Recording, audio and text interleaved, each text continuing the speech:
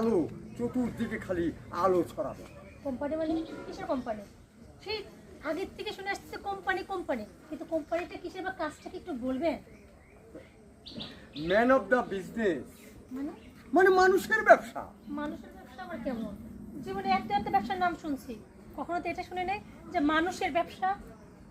তুমি আমার সঙ্গে তর্ক যাও কেন? তুমি কি গরু ছাগলের সঙ্গে এটাকে তুলনা করো যে গরুর ব্যবসা, ছাগলের ব্যবসা, হাঁসের ব্যবসা, মুরগির ব্যবসা? হ্যাঁ, মানুষের ব্যবসা আছে। প্রত্যেকটা মানুষ ব্যবসার জন্য বেঁচে থাকে। ব্যবসায় তাদের মূল ধারা। কেউ সরকারের কাছে চাকরি করে, আবার কামলা দেয়।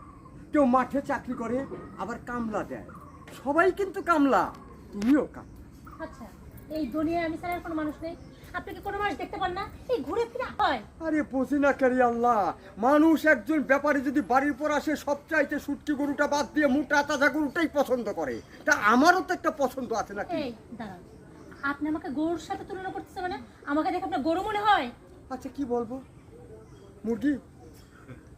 হ্যাঁ দেখেন, বেশি কিন্তু বাড়াবাড়ি হয়ে যাচ্ছে। হ্যাঁ আমি জানি। আপনি কি আমার বিয়ে লাগে না? ফাজলামি করতে আসছেন এখানে? বিয়াই তো না, আমি বিয়াই না। তবে একটা কথা কি, আমি তোমার ধরতে গেলে বস, আমার চাকরি করো আর তুমি না করো, সেই হিসেবে কিন্তু তোমার উচিত ছিল আমাকে সম্মান দেওয়া, আমাকে বসতে দেওয়া, আমার সঙ্গে ভদ্র ব্যবহারটা করা। কিন্তু তুমি তুমি তো মানুষের খাতায় পড়ো না। এই জন্যই তো তোমার ভাগ্যে আমি দেখতে পাচ্ছি আরও আছে বাটাম। আপনার কথাবার্তা শুনে কি মনে হচ্ছে জানেন তো? আপনার কোম্পানিতে অলরেডি আমি সিভি জমা দিয়ে রাখছি, 2 দিন পর আমি যা জয়েন করবো। এর জন্য আপনাকে বস বস বলে আমি ভক্তি করবো না? বুঝতে পারছি, সেই ভাতই তুমি খাবে। তবে চাচাকে চকে পাঠিয়ে দিবে। মানে মানে তুমি বুঝে নাও।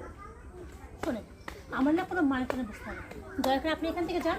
আর যদি সোজা কথায় না যান না, তাহলে কিভাবে কে কাছে আপনাকে এখান থেকে বিদায়